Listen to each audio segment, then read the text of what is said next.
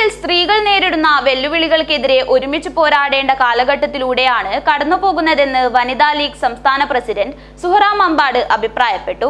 ചെറുവത്തൂർ കൈതക്കാട് ശാഖ മുസ്ലിം ലീഗ് സമ്മേളനത്തിന്റെ ഭാഗമായി സംഘടിപ്പിച്ച വനിതാ ലീഗ് കുടുംബസംഗമത്തിൽ മുഖ്യപ്രഭാഷണം നടത്തുകയായിരുന്നു അവർ.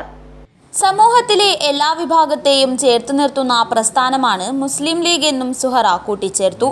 പയ്യങ്കി ജംഗ്ഷനിലെ ടി.കെ. അബൂബക്കർ മൗലവി നഗറിൽ നടന്ന വനിതാ ലീഗ് കുടുംബസംഗമം മുസ്ലിം ലീഗ് തൃക്കരിപ്പൂർ മണ്ഡലം ട്രഷറർ ലത്തീഫ് നീലഗിരി ഉദ്ഘാടനം ചെയ്തു. നമുക്ക് വളരെയധികം വിഷമഘട്ടത്തിലാണ് ഇപ്പോൾ നമ്മൾ മുസ്ലിം ലീഗ് നിലനിൽക്കുന്നത്.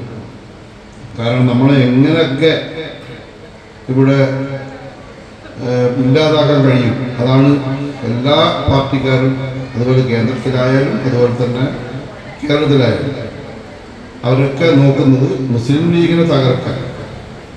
ആ തകർക്കുന്ന ഒരു ഇതാണ് ഇപ്പോൾ സോഷ്യൽ മീഡിയയിലൊക്കെ നമുക്ക് വേണ്ടി പല കാര്യങ്ങളും നമ്മളിൽ നിന്ന് തന്നെ നമ്മുടെ കാര്യങ്ങളൊക്കെ നമ്മുടെ ആനുകൂല്യങ്ങളൊക്കെ മേടിച്ച് പോയാൽ തന്നെ നമ്മളെ പറ്റി പല അപവാദങ്ങളും പറഞ്ഞ് ഇങ്ങനെ പരത്തുകയാണ്.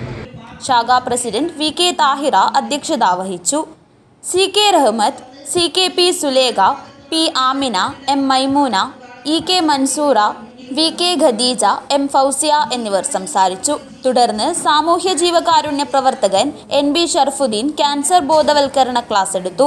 സമ്മേളന ഭാഗമായി നടത്തിയ മൈലാഞ്ചിയിടൽ, ഫുഡ് മേക്കിംഗ് മത്സരങ്ങളിലെ വിജയികൾക്ക് സമ്മാന വിതരണവും നടന്നു.